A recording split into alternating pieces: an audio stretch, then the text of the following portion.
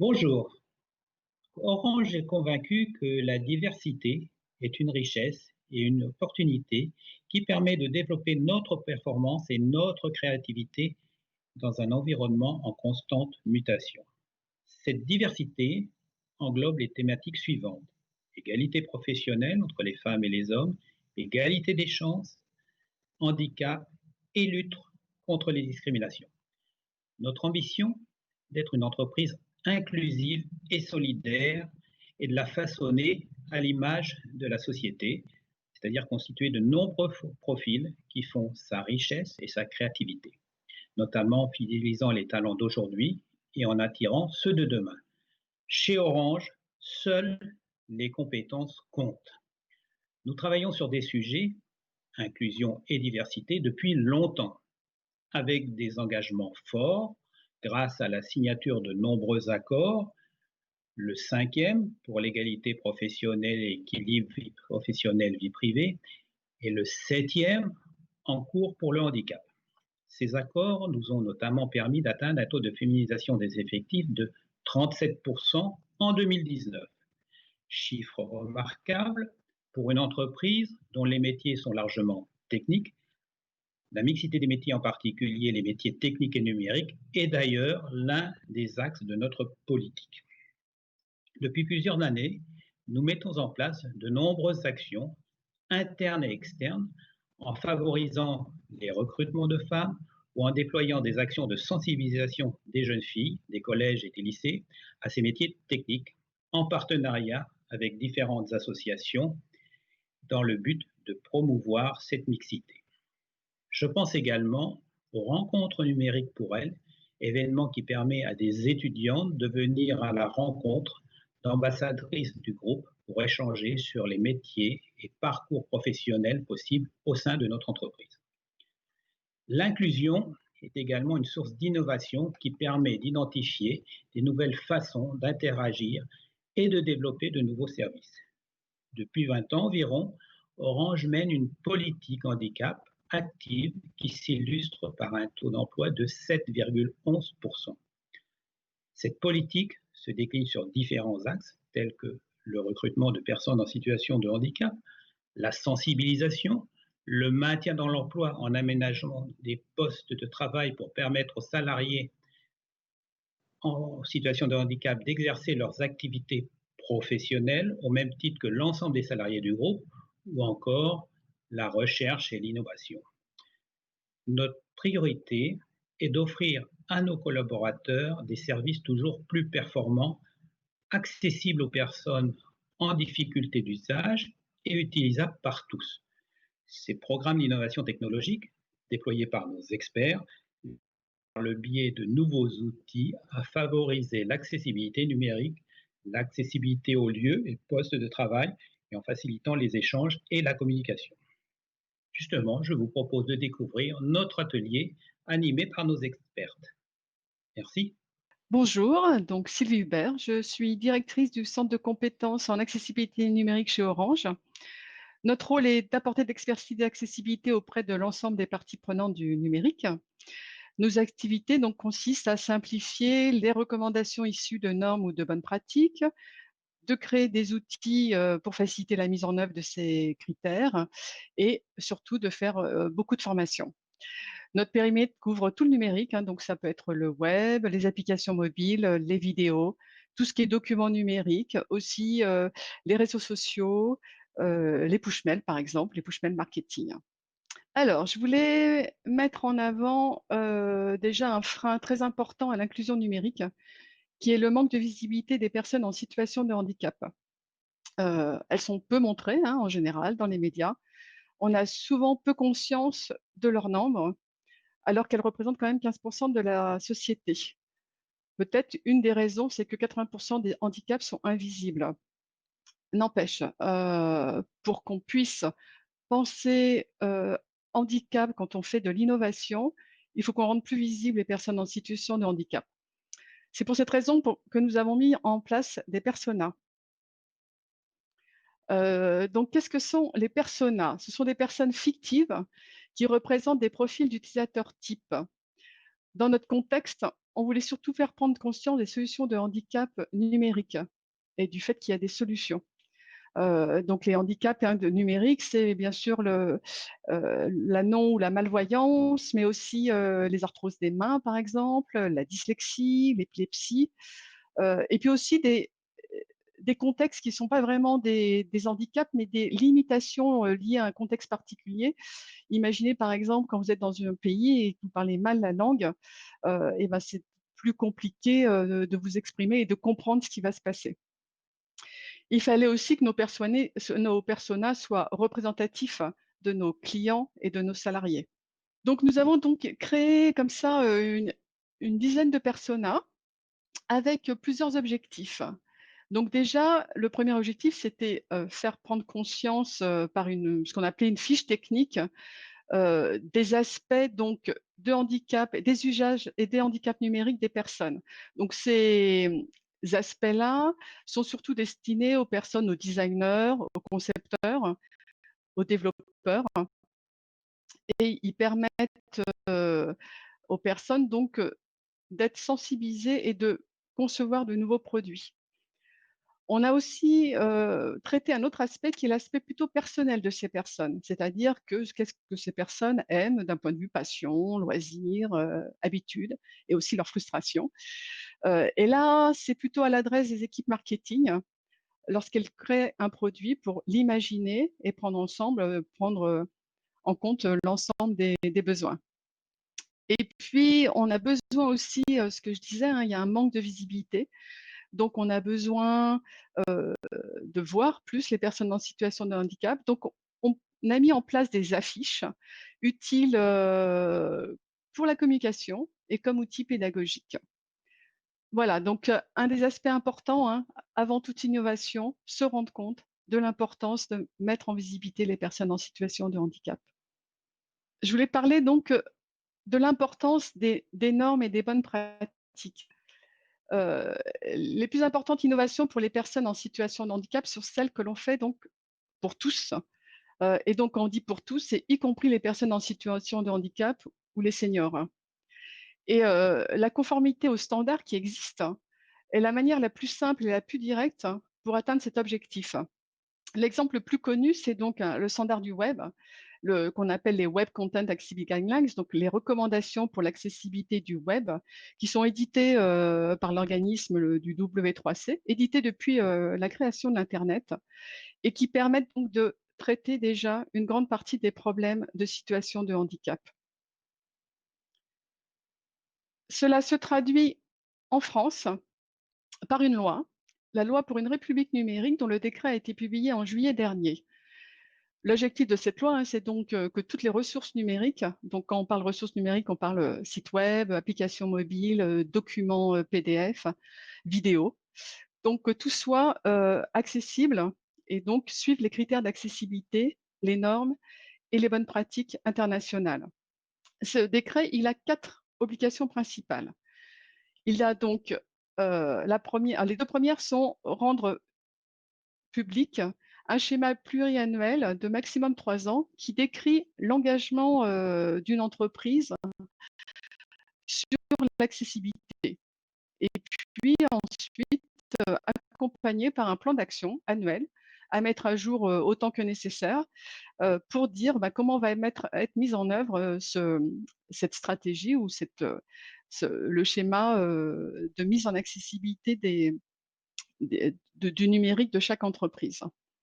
La troisième obligation consiste à publier des déclarations d'accessibilité, c'est-à-dire que chaque service, chaque produit numérique doit dire à quel niveau de conformité il se trouve. Donc là, vous voyez un exemple de déclaration d'accessibilité d'un site d'Orange.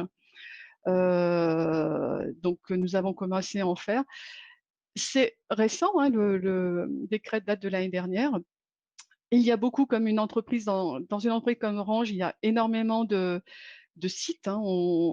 Je vous montre le recensement, on est à peu près à plus de 90 sites web, plus de 40 applications mobiles, et puis il y a aussi les applications salariées, donc il y a plus de 400 applications métiers salariés ou aussi des services sur nos intranets, par exemple.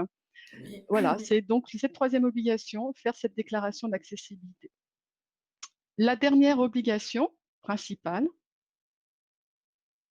c'est de former l'ensemble des parties prenantes du numérique. Vous pouvez imaginer que l'ensemble des parties prenantes du numérique dans une entreprise représente beaucoup de personnes.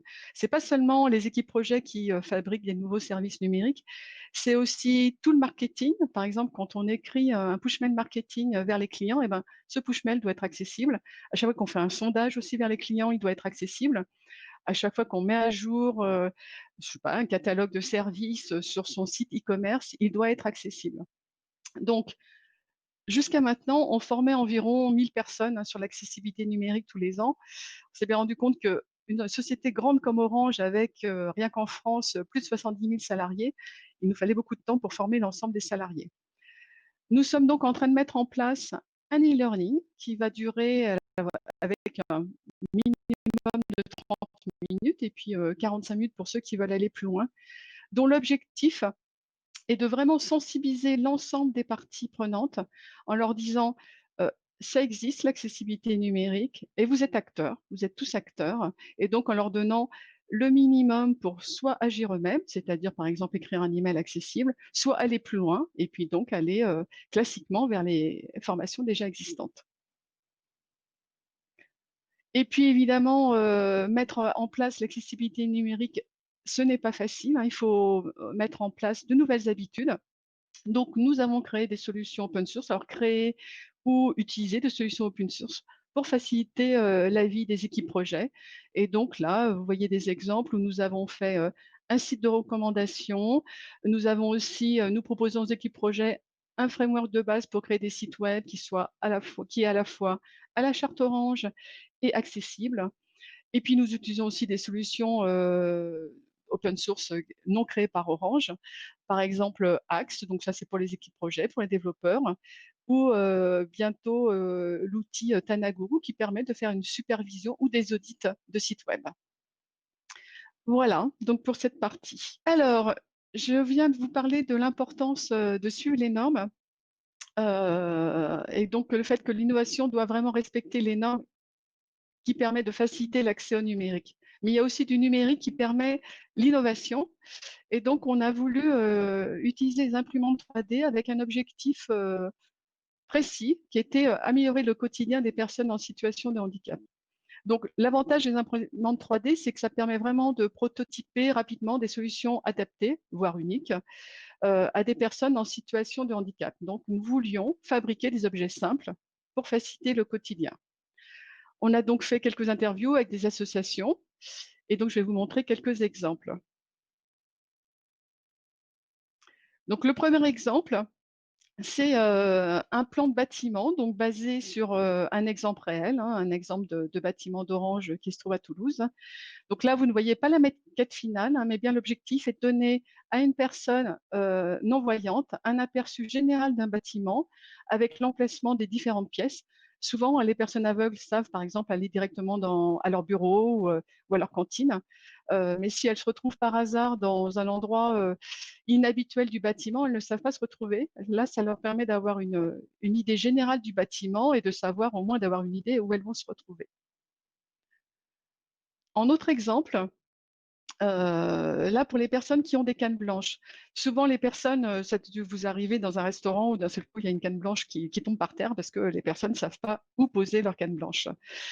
Et donc, on a pensé fabriquer un accroche-canne à mettre en bout de table ou en bout de bureau. Et ça permet donc aux personnes qui arrivent, par exemple, à leur bureau, de poser la canne tout de suite dans dans ce support, hein, et donc de savoir, de ne pas la faire tomber et puis de savoir toujours où elle se trouve.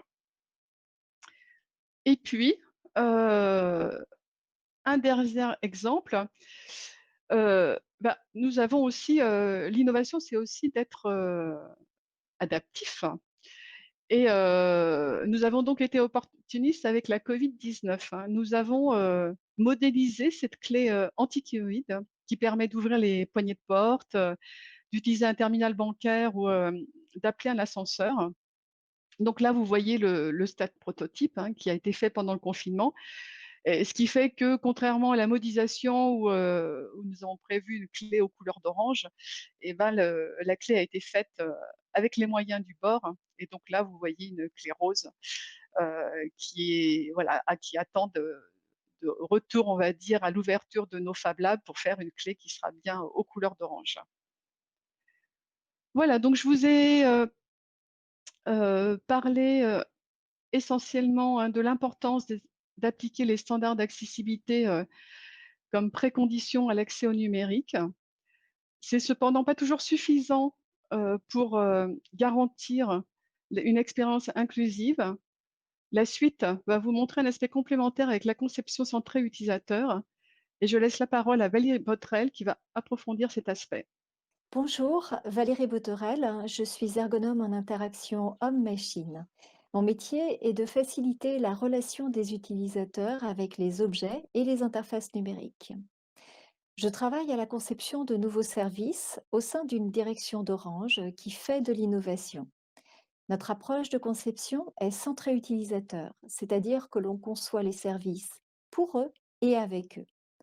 Depuis plusieurs années, je travaille avec la MIH sur des projets pour l'accessibilité. Et aujourd'hui, je vais vous parler de Signs at Work et Signs at Form. Il s'agit de deux services d'un même dictionnaire qui regroupent des mots avec leurs signes correspondants en langue des signes française. Développés sous forme d'applications web en responsive design, ils s'adaptent à tous les formats d'écran, mobile, tablette, ordinateur. Il sera également bientôt disponible sous forme d'application native iOS et Android. Alors en fait, ces deux services correspondent à deux types de besoins apparus à des étapes différentes. Ceux des salariés sourds signants et ceux des salariés qui se forment à la langue des signes.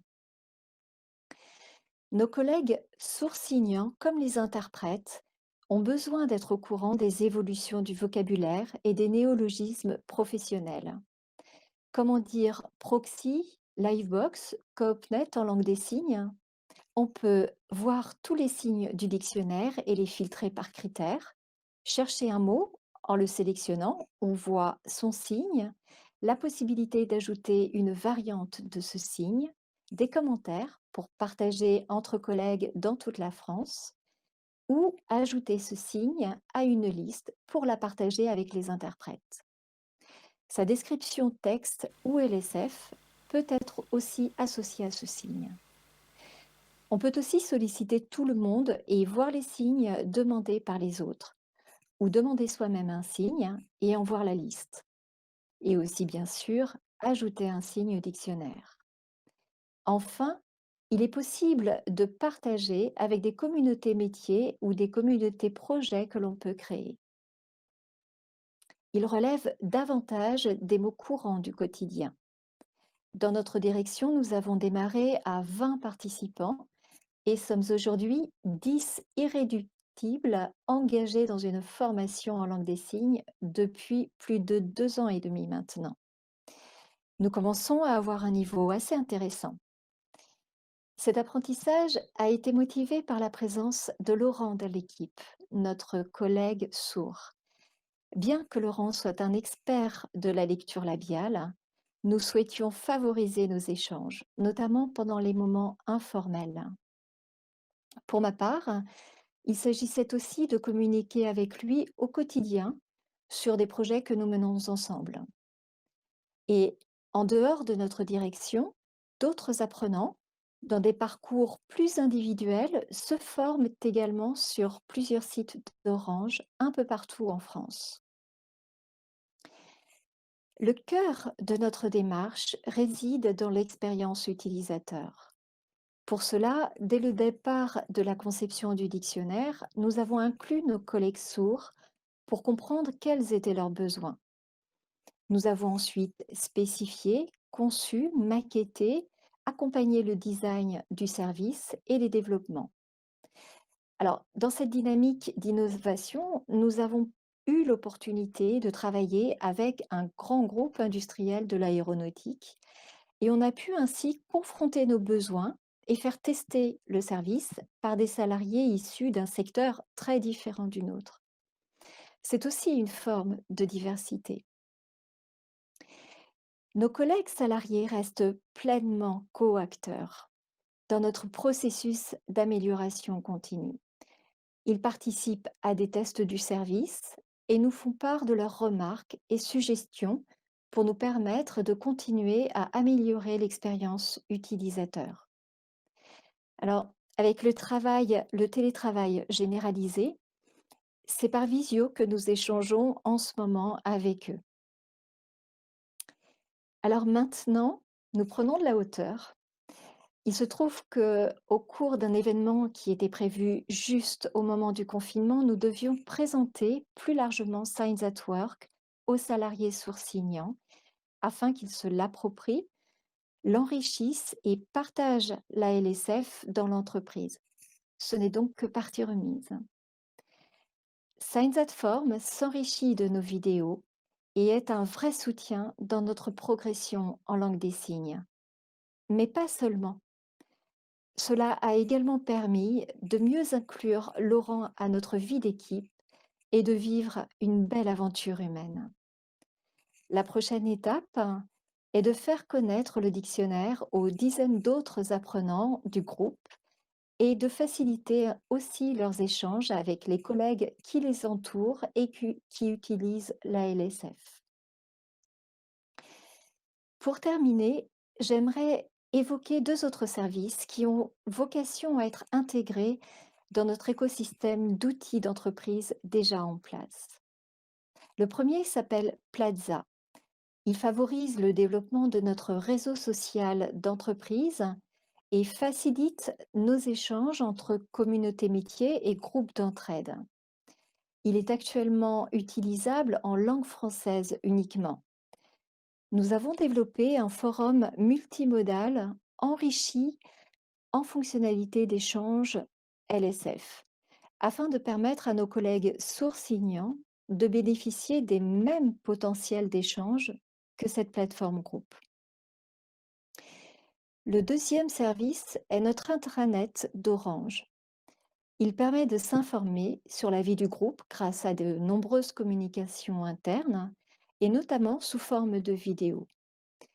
Nous proposons un player multimédia pour rendre ces vidéos accessibles à tous.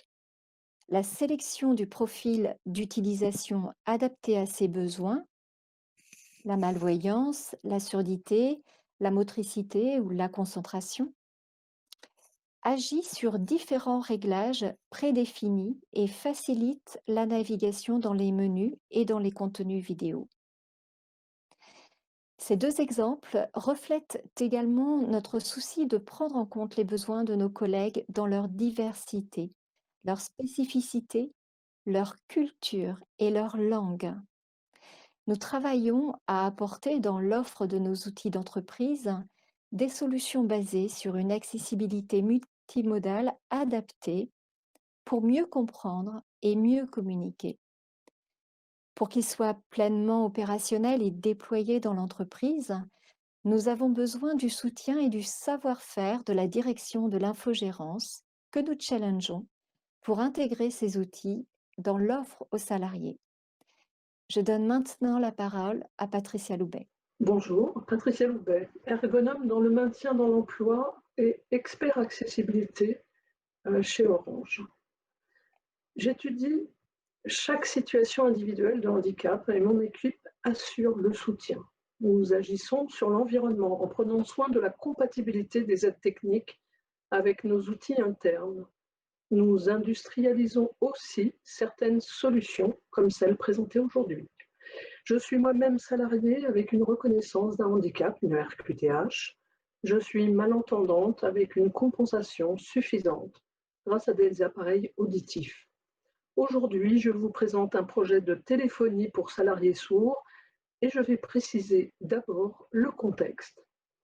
Pour téléphoner et participer à des réunions, les salariés sourds, malentendants, oralisants ou pas, ont besoin d'un interprète en langue des signes ou d'un vélotypiste, c'est-à-dire une transcription humaine.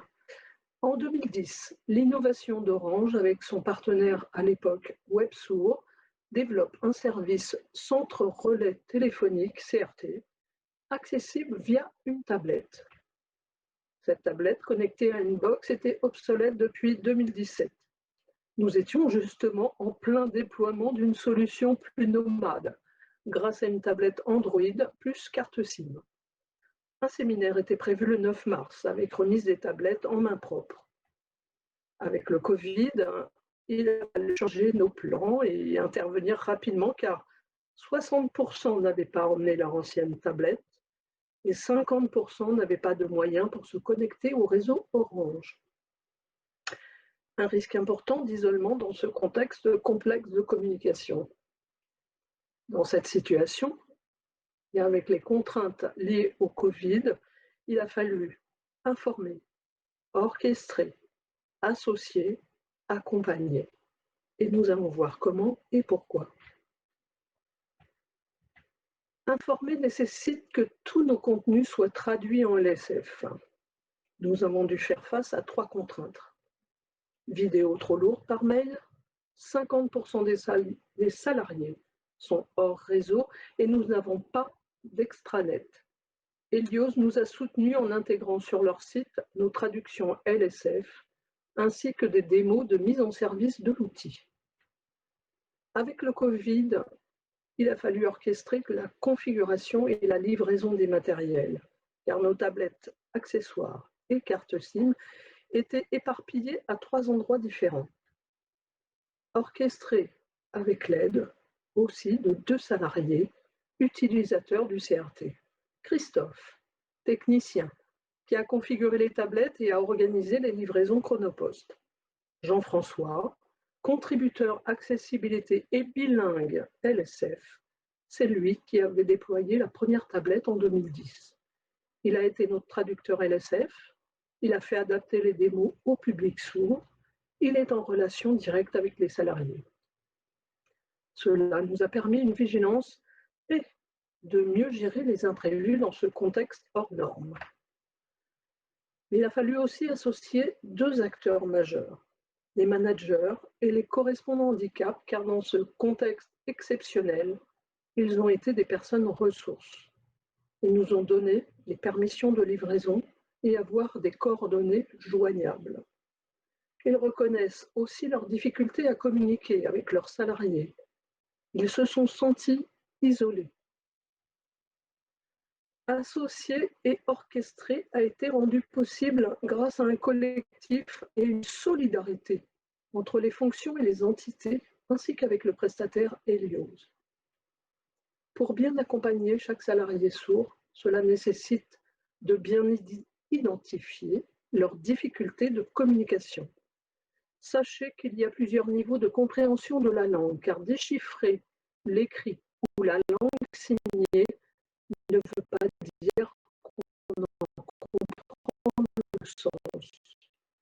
Par exemple, on va du salarié bilingue français LSF au salarié avec un niveau de base en français ainsi qu'en LSF. Et selon le niveau de langue, cela aura une incidence sur la compréhension et l'appropriation technique de ce nouvel outil. Pour accompagner tous ces salariés au niveau hétérogène, nous avons multiplié les supports. Une adresse mail et un SMS générique, l'utilisation de la méthode FALC, facile à lire et à comprendre, pour écrire. Traduction de tous les supports en LSF, ajouter une démo visuelle pour faciliter la prise en main de la tablette. Accompagner, c'est aussi garantir que chaque utilisateur soit à l'aise avec son nouveau matériel. Pour cela, Jean-François, bilingue LSF, contacte chaque salarié pour identifier leurs besoins, nous remonter des éléments pour nos futurs SAV, être en vigilance d'un risque d'isolement. Accompagner ne va pas s'arrêter en si bon chemin, car nous prévoyons toujours le séminaire piloté par la MIH et l'infogérance. Salariés, managers ou une personne ressource seront invités. Ce déploiement contrarié, finalement, nous a montré la partie cachée de l'iceberg. Ce séminaire va nous aider à nous améliorer. Et les chantiers prochains sont revoir nos outils de réunion pour améliorer l'accessibilité. Nous allons aussi étudier le CRT sur nos PC en utilisant notre réseau Orange.